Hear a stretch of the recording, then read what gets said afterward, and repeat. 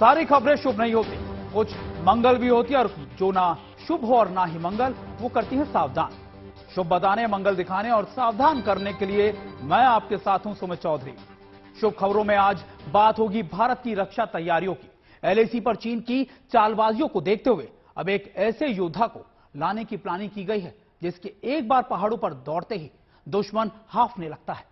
जब ये गरजेगा तो दुश्मन खाक हो जाएगा। भारतीय सेना की पहाड़ी इलाकों को ध्यान में रखकर अब आर्टिलरी रेजिमेंट के मॉडर्नाइजेशन का नया मसौदा तैयार कर लिया गया है और इसके लिए रिक्वेस्ट फॉर इंफॉर्मेशन यानी आरएफआई की भी जारी कर दी गई है।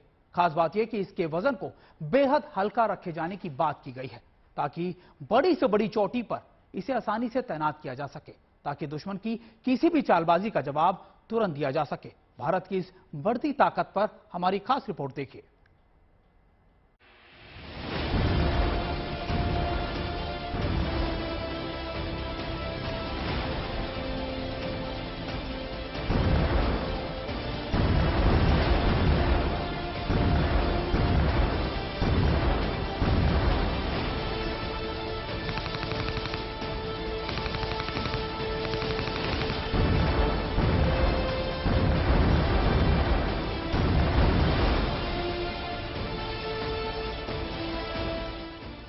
जब जब हिंदुस्तान के तोप गरजे, दुश्मन की धरती पर तबाही पसर गई।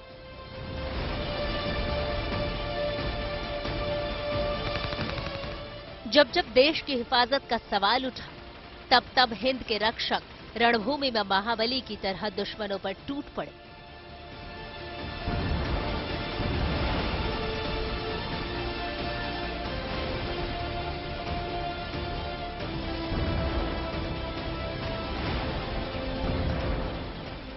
चाहे सीज फायर का गुनाह हो या फिर घुसपैठ की साजिश, हर चुनौती पर हिंद की आर्टिलरी पावर का लोहा दुनिया ने मारा।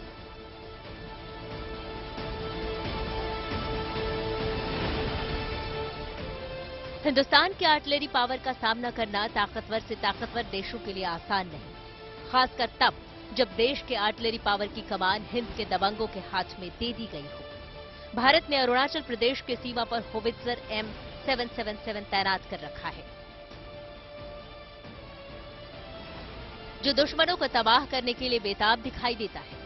एलएसी से लेकर एलओसी तक में टो आर्टिलरी गन की तैनाती है, लेकिन अब सेना के लिए हल्के टो आर्टिलरी गन की जरूरत महसूस की गई है। भारतीय सेना ने पहाड़ी इलाकों को ध्यान में रखकर अब आर्टिलरी रेजिमेंट के आधुनिकीकरण के लिए नया रिक्वेस्ट फॉर इंफॉर्मेशन यानी आरएफआई जारी किया है। हमारी ज्यादातर गन्स भारी हैं और भारी होने की वजह से उनकी मोबिलिटी अपने आप में एक चैलेंज रहता है हमेशा, और ये चैलेंज और बढ़ जाता है जब हम माउंटेन्स के अंदर आते हैं। जब अभी हमने आरएफआई निकाला है, उसका स्ट्रेट मीनिंग ये है कि हमें माउंटेन्स के लिए गन्स ज्यादा चाहिए। हमारी ज्यादातर गन इस समय माउंटेन्स में मूवमेंट में काफी तकलीफ देती है। टो आर्टिलरी गन सिस्टम से जाहिर है कि ये टो गन यानी ऐसी तोप है जिसे ट्रक से खींचा जाता है। हालांकि ये गोला दागने के बाद वो फोर्स की तरह कुछ दूर खुद ही जा सकती है, यानी गोला दागो और भागो। अभी भारत के पास जो टो आर्टिलरी गन सिस्टम है, लेकिन वो काफी भारी है, जिन्हें सरहद तक ले जाने में काफी मशक्कत का सामना करना पड़ता है। 20 दिसंबर को जारी आरएफआई में खास तौर पर लिखा था कि टोप्ड गन सिस्टम का वजन 15 टन से कम होना चाहिए। इसकी सबसे बड़ी वजह यह है कि हल्की तोपों को फौरन एक इलाके से दूसरे इलाके में पहुंचाया जा सके। इसके अलावा इसे चिनूक हेलीकॉप्टर की मदद से ऊंची ऊंची पहाड़ियों तक पहुंचाने में भी दिक्कत ना हो। सबसे बड़ा फायदा होगा कि हम अपनी गन्स को माउंटेन्स में ले जा पाएंगे और उस हद तक ले जा पाएंगे जहां से हम अपने फॉरवर्ड ट्रुप्स को न केवल सपोर्ट करेंगे बल्कि दुश्मन देश के अंदर तक, दूरी तक, उसके सप्लाई लाइंस तक, उसकी जो एमुनेशन डंप्स हैं वहां तक भी हमारी पहुंच हो पाएगी। साथ ही साथ हल्की गन होने का सबसे बड़ा फायदा एक ये भी है कि अगर हमें कहीं पर भी एक्सेस चेंज करना पड़ता है तो वो चेंज करने में भी हमें बड़ी आसानी रहेगी। आज चीन भले ही तवांग में भारतीय सेना से शिकस्त खाने के बाद शांत दिख रहा हो, लेकिन चीन कभी भी अपनी चालबाजियों से बाज आने वाला नहीं है। लिहाजा भारत ने सीमा पर तैयारियों को धार देना शुरू कर दिया है। 100% होगा, 100% होगा। देखिए, कोई भी ट्रुप्स जो हमारे फॉरवर्ड में हैं, वो जब तक कांटेक्ट बैटल में आते हैं, उससे पहले अगर हम जो एनिमी है उसको अगर हम उसके ही बेसिस पर रोक पाएं, उसके एडवांस में उसको रोक पाएं, तो ये अपने आप में बहुत अच्छी टैक्टिकल सोच होगी। एक तरीके से दुश्मन की हार भी होगी। उस पॉइंट ऑफ व्यू से हल्की गन्स माउंटेन्स में फॉरवर्ड एरियाज में आना एक बहुत ही बड़ी जरूरत भी है हमारी। दूसरे विश्व युद्ध और उसके बाद तक के युद्ध में बहुत बड़ी और भारी तोपों का इस्तेमाल होता था। इन्हें लंबी दूरी तक ले जाने और ऊंचाई पर तैनात करने में काफी मुश्किलें होती थी। ऐसे में हल्की और छोटी तोप बनाई गई जिन्हें हॉवित्जर कहा गया। भारतीय सेना अब नई 155 mm 52 कैलिबर की टो गन सिस्टम हासिल करने के लिए काम कर रही है, जो 40 किलोमीटर की दूरी तक आसानी से दुश्मन को निशाना बना सके, जिसका सबसे ज्यादा फायदा पहाड़ी इलाकों में होगा, खासतौर पर उन दुर्गम इलाकों में जहां साजो सामान पहुंचना बेहद मुश्किल होता है। भारत के पास M777 अल्ट्रा लाइट होवित्जर तोप है, जिसे उत्तरी सीमा से लेकर अरुणाचल प्रदेश तक तैनात किया गया है। इन तोपों की तैनाती से अब पड़ोसी दुश्मन देशों से भारतीय क्षेत्र की सुरक्षा और पुख्ता हो गई है। उत्तरी सीमाओं के आसपास हिमालय के ऊंचे पहाड़ हैं, वहां पर सेना बड़े टैंक से आर्टिलरी नहीं पहुंचा सकती, इसलिए M777 होवित्जर को चिनूक हेलीकॉप्टर से पहुंचाया गया। इन तोपों को किसी वाहन से खींचकर भी पहुंचाया जा सकता है, लेकिन एक सीमा तक ही। उसके बाद इसे हेलीकॉप्टर से उठाकर किसी भी जगह पहुंचाया जा सकता है। भारतीय सेना के पास ऐसी 110 तोपें हैं। 145 और तोपों को खरीदने की डील हो चुकी है। M777 अल्ट्रा लाइट होवित्जर तोप को 8 लोग मिलकर चलाते हैं। ये 1 मिनट में 7 गोले दागता है। गोले की रेंज 24 से 30 किलोमीटर है। भारतीय सेना फॉरवर्ड पोजीशन पर इन तोपों की तैनाती करके अपनी फायर पावर बढ़ा रही है। M777 एक बहुत ही हमारे लिए रेवोल्यूशनरी गन है, क्योंकि इसकी हमें सबसे बड़ा फायदा है कि इसको एयरलिफ्ट किया जा सकता है और एक वैली से उठाकर दूसरी वैली में भी कुछ घंटों में उसको हम ऑपरेशनल कर पाएंगे, जो कि अदरवाइज अगर बाय रोड देखा जाए तो उसमें हो सकता है 1 से 2 से 3 दिन भी लग जाए। सो एक बड़ी अच्छी एडवांटेज जो M777 हमें देता है, हल्की गन होने की वजह से, 1100-1200 किलो की होने की वजह से, कि इसको हम फॉरवर्ड डिप्लॉयमेंट या एक्सिस चेंज ऑफ डिप्लॉयमेंट में बहुत तेजी ला सकते हैं। वैसे तो भारत के पास आर्टिलरी की ताकत बेहद मजबूत है, लेकिन इसको बदलते वक्त के साथ और आधुनिक बनाने की प्रक्रिया भी चल रही है। अब Bharat modern light weight tow artillery gun की तैनाती सीमा पर करने का प्लान बना रहा है, जिसकी मारक क्षमता M777 अल्ट्रा लाइट होवित्जर से काफी ज्यादा होगी। Bureau report, good news today.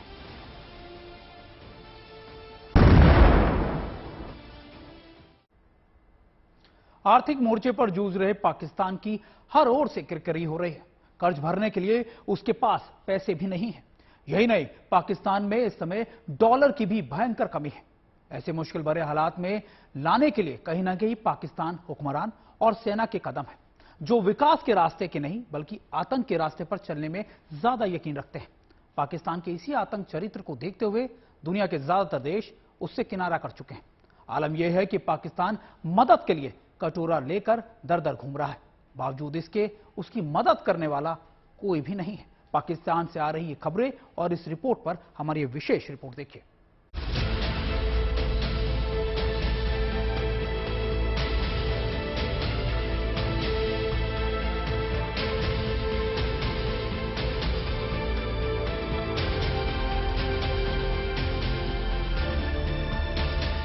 पड़ोसी मुल्क पाकिस्तान इस वक्त बेहद मुश्किल वक्त से गुजर रहा है। आतंक को पालने पोसने वाला देश आज अन्न के एक एक दाने के लिए तरस रहा है। दुनिया के सामने हाथ फैला रहा है, गिड़गिड़ा रहा है और कह रहा है, कोई तो मदद कर दो वरना हम बर्बाद हो जाएंगे। ये बातें कोई और नहीं, पाकिस्तान के विदेश मंत्री बिलावल भुट्टो कह रहे हैं। वो दुनिया से मदद की भीख मांग रहे हैं। बिलावल भुट्टो ने वॉशिंगटन डीसी में एक इंटरव्यू में कहा, पाकिस्तान इस वक्त मुश्किल हालात से गुजर रहा है। हम IMF के साथ अपने मैक्रो इकोनॉमिक्स इंडिकेटर्स को मैनेज करने और लोगों को राहत देने की कोशिश कर रहे हैं। दुर्भाग्य से कैमरे बंद हो गए हैं और लोगों का ध्यान भी हट गया है। मेरे देश में कई इलाके अब भी बाढ़ से जूझ रहे हैं। दरअसल कुछ महीने पहले आई बाढ़ ने पाक को पूरी तरह से तोड़ दिया है। दुनिया के कई देशों ने आर्थिक मदद भी की है, बावजूद इसके हालात अभी भी सुधरे नहीं हैं। यही वजह है कि पाकिस्तान दुनिया के सामने हाथ फैलाने के लिए मजबूर हो चुका है। दरअसल पाकिस्तान की हालत एक दिन में खराब नहीं हुई। पाकिस्तान की सरकार, वहां की सेना और आतंक परस्ती ने पाकिस्तान को दिवालिया होने की कगार पर पहुंचा दिया है। चीन समेत कई देशों का कर्ज भी पाकिस्तान के गले की फांस बन चुका है। ऐसे में पाकिस्तान को नया कर्ज मिलने का रास्ता नहीं दिख रहा, लिहाजा पाकिस्तान दुनिया के सामने हाथ फैला रहा है। पाकिस्तान के पास इस वक्त सिर्फ 6.7 अरब डॉलर का विदेशी मुद्रा भंडार है। इससे 3 हफ्ते के ही इंपोर्ट्स किए जा सकते हैं। हालांकि ये फंड सिक्योरिटी डिपॉजिट है, यानी शहबाज शरीफ सरकार इन्हें खर्च नहीं कर सकती। ऐसे में अब जनवरी से मार्च के पहले क्वार्टर में विदेशी कर चुकाने और इंपोर्ट के लिए फंड्स कहां से आएंगे?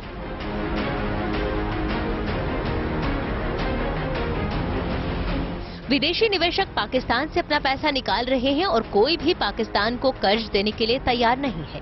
इंटरनेशनल मॉनेटरी फंड यानी IMF ने भी कर्ज की तीसरी किश्त रोक दी है। IMF ने 1.7 अरब डॉलर के कर्ज की तीसरी किश्त जारी करने से पिछले महीने ही इनकार कर दिया था। वो पाकिस्तान से शर्तों के मुताबिक रेवेन्यू बढ़ाने और खर्च कम करने के लिए कह रहा है। इस वक्त पाकिस्तान में महंगाई चरम पर है, जनता तबाह हो रही है और 2 वक्त का खाना भी मुश्किल से नसीब हो रहा है। ऊपर से बिजली संकट ने हालात को और बिगाड़ दिया है। पाकिस्तान में बिजली संकट को देखते हुए सरकार ने बाजार और रेस्टोरेंट्स को रात 8 बजे तक बंद करने का फैसला लिया है, वहीं जबकि शादियों के हॉल रात 10 बजे तक ही खुल सकेंगे। रूस यूक्रेन युद्ध और जून में देश में आई विनाशकारी बाढ़ ने पाकिस्तान में ऊर्जा संकट को और बढ़ा दिया है। पाकिस्तान के उर्दू अखबार इंतखाब डेली ने बताया कि पाकिस्तान की गरीबी दर में 35.7% की बढ़ोतरी हुई है और खाने पीने वाले सामान की कीमतों में 20 से 31% का इजाफा हुआ है। वहीं पाकिस्तान वैश्विक गरीबी सूचकांक की सूची में 116 देशों में से 92वें स्थान पर पहुंच चुका है। पाकिस्तान को उम्मीद है कि वो जल्द ही देश को आर्थिक संकट से उबार लेगा। नवंबर में ही पाकिस्तान ने कहा था कि चीन और सऊदी अरब बहुत जल्द उसे 13 अरब डॉलर का नया कर्ज देंगे। हालांकि ये अब तक नहीं मिला और दोनों देश चुप हैं। पाकिस्तान के अखबार एक्सप्रेस ट्रिब्यून की एक रिपोर्ट के मुताबिक चीन ने तो पाकिस्तान से 1.3 अरब डॉलर की किश्त मांग ली। पाकिस्तान सरकार ने चीन की इस हरकत पर अब तक कुछ नहीं कहा है। कर्ज के बोझ के तले दबे पाकिस्तान पर चौतरफा मार पड़ी है। पाकिस्तान में आधी आवाम के पास तो आटा खरीदने तक के पैसे नहीं हैं। जिनके पास पैसे हैं वो दुकानों के बाहर लंबी लाइनें लगाकर अपनी किस्मत आजमा रहे हैं। यानी अब दाल रोटी खाकर गुजारा करना भी पाकिस्तानी आवाम के लिए मुश्किल हो गया है।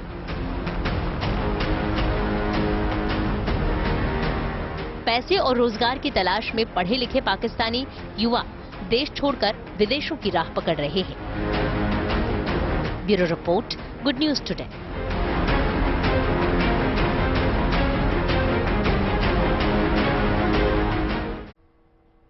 बेहिसाब कर्ज से आत्मनिर्भरता तो खत्म होती है, साथ ही संप्रभुता भी खतरे में पड़ जाती है।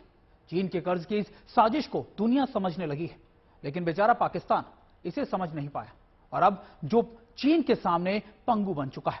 दरअसल लोन देकर चीन कोई भी भलाई का काम नहीं कर रहा, बल्कि ये सब उसकी विस्तारवादी नीति का एक बड़ा हिस्सा है। इसलिए अब उसका विरोध भी शुरू हो चुका है। भारत भी चीन की इस चाल को बखूबी जानता है और समझता है, लेकिन कई ऐसे मुल्क हैं जो अब भी चीन के इस जाल में फंसते जा रहे हैं। यहां तक कि ऐसे देशों के वजूद पर ही अब खतरा पैदा हो चुका है। ये रिपोर्ट देखिए।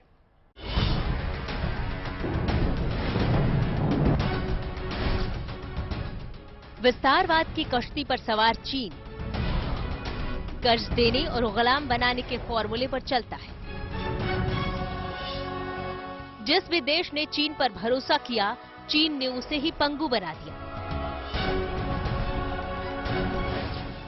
पाकिस्तान से लेकर श्रीलंका और मालदीव तक की हालत इस बात का सबूत है कि चीन ने सगा बनकर उन्हें ठगने की कोशिश की। चीन का बेसिक मॉडल जो है ना, वो इकोनॉमिक मॉडल है। इकोनॉमिक मॉडल का मतलब है कि दूसरी कंट्री को अपने ऊपर या पैसे में या इंफ्रास्ट्रक्चर में या बने हुए सामान में फंसा लो। मैं एक बड़ा छोटा एग्जांपल देता हूं, अगर जाल की बात करें तो उस जाल में यूएस भी है।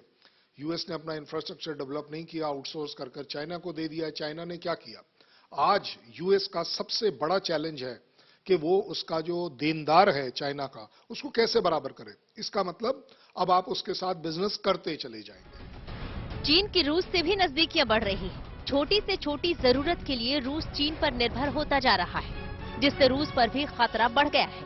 दुनिया में वर्चस्व स्थापित करने के लिए चीन दूसरे देशों में जमकर निवेश करता है। चीन अपनी इस कर्ज नीति को अहम हथियार के तौर पर इस्तेमाल कर रहा है। चीन के $1.5 अरब कर्ज के बदले श्रीलंका को हम्बनटोटा बंदरगाह सौंपना पड़ा और हाल ही में कोलंबो बंदरगाह भी चीन को दे चुका है। नेपाल की आर्थिक और कूटनीतिक समस्याओं में भी घुसकर चीन अपना विस्तार करने लगा है। श्रीलंका की ये तस्वीरें याद होंगी आपको, कैसे एक सुखी संपन्न देश कर्ज के दलदल में फंसता चला गया और दिवालिया होने की कगार तक जा पहुंचा। अब यही हाल पाकिस्तान का होता दिख रहा है, जो पूरी तरह से चीन के चंगुल में फंस चुका है। आज पाकिस्तान चीन के पास सुई से लेकर फाइटर प्लेन तक के लिए हाथ फैला रहा है, क्योंकि चीन पाकिस्तान के लिए मजबूरी बन चुका है। चीन के कर्ज जाल में पाकिस्तान अब बुरी तरह से फंस चुका है। चीन ने निवेश और कंस्ट्रक्शन के तौर पर सबसे ज्यादा पैसा पाकिस्तान में लगाया है। चीन ने साल 2015 से 2021 के बीच पाकिस्तान में $64.97 अरब का निवेश किया है। वहीं पाकिस्तान पर चीन का $14.6 अरब कर्ज है। यह पाकिस्तान के कुल कर्ज का 1/3 है, यानी चीन पाकिस्तान को कर्ज देने वाला सबसे बड़ा देश बन चुका है। तबाही की बात करें तो मेरे ख्याल श्रीलंका से अच्छा कोई एग्जाम्पल नहीं है, जो बिल्कुल नियरली तबाह हो चुका है। आई थिंक पाकिस्तान भी जिस दिशा में चल पड़ा है वो बिल्कुल तकलीफ में आने वाला है। मैं कहूंगा इवन टू सम एक्सटेंट के यूएस इकोनॉमी कितनी भी बढ़ जाए, उसकी डिपेंडेंसी जिस तरीके से चाइना के ऊपर है इकोनॉमिक रिलेशंस में, वो उसको रोकती है कि वो चाइना के खिलाफ वो काम नहीं कर पाता जो उसको करना होता है। पाकिस्तान ने चीन से लिया $6.3 अरब का कर्ज अभी चुकाया भी नहीं है। इस बीच वो लोन पर एक्सटेंशन चाहता है। आपको बता दें कि चीन पहले कर्ज तो दे देता है, फिर उसकी वसूली के लिए दबाव बनाता है। साथ ही चीन अपने कर्ज पर जमकर ब्याज भी वसूलता है। रिपोर्ट के मुताबिक चीन ने पाकिस्तान को जो कर्ज दिया है उस पर 4.5% से 6% तक का ब्याज भी वसूल रहा है, जबकि कर्ज देने वाली अंतर्राष्ट्रीय एजेंसियां एशियन डेवलपमेंट बैंक, IMF और वर्ल्ड बैंक 3% से कम ब्याज लेती है। एशिया का अकेला नेतृत्व करने की इच्छा रखने वाला चीन अंतर्राष्ट्रीय राजनीति में भारत के बढ़ते कद से परेशान है। मौजूदा समय में चीन भारत को एक प्रतिद्वंदी की तरह देख रहा है। चीन की नीतियों को देखें तो चीन ने हमेशा आक्रामक विस्तारवादी विदेश नीति को केंद्र में रखा है। यही वजह है कि 20वीं सदी से 21वीं सदी तक चीन अपने भूभाग को बढ़ाने के लिए अंतर्राष्ट्रीय नियमों की धज्जियां तो उड़ा दी। चीन की कोशिश रहती है कि डरा धमकाकर या ताकत दिखाकर दूसरों की जमीन हड़पे। अगर बात नहीं बनी तो कर्ज जाल के जरिए वो कमजोर देशों पर अपना प्रभाव बढ़ाने की कोशिशों में जुट जाता है। चीन का पाकिस्तान में कई क्षेत्रों पर खासा प्रभाव है। चाइना इंडेक्स के जारी किए हुए आंकड़ों के मुताबिक टेक्नोलॉजी के मामले में पाकिस्तान 97.7% चीन पर निर्भर है। वहीं चीन का पाकिस्तान की विदेश नीति पर 81.8% प्रभाव है। साथ ही चीन पाकिस्तान के सुरक्षा बलों पर भी 80% प्रभाव रखता है। चीन पाकिस्तान इकोनॉमिक कॉरिडोर या CPEC चीन का महत्वाकांक्षी प्रोजेक्ट है।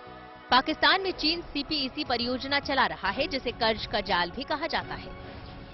CPEC की कुल लागत $46 अरब यानी करीब 31 लाख करोड़ रुपए है। इसके तहत अब तक $25 अरब के काम पूरे हो चुके हैं। अंतर्राष्ट्रीय मुद्रा कोष ने चीन के साथ CPEC के दूसरे चरण में लिए जाने वाले लोन को लेकर पाकिस्तान को आगाह किया है।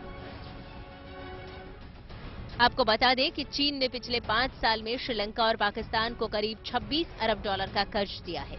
चीन के कर्ज के बोझ से दबकर श्रीलंका जहां डिफॉल्ट हो गया है, वहीं अब पाकिस्तान के भी हालात ऐसे ही होते दिखाई दे रहे हैं। अगर पाकिस्तान चीन के सामने सरेंडर कर देता है तो भारत के लिए बड़ा खतरा पैदा हो जाएगा, क्योंकि तब चीन दो तरफ से भारत के लिए खतरा पैदा करेगा। Bureau report, good news today. उम्मीद है आपका दिन आज के लिए शुभ रहा होगा, लेकिन कल की मंगल कामना के साथ आपको सावधान भी रहना है। और मैं सुमित चौधरी आपकी शुभ रात्रि की कामना के साथ आपसे इजाजत चाहूंगा।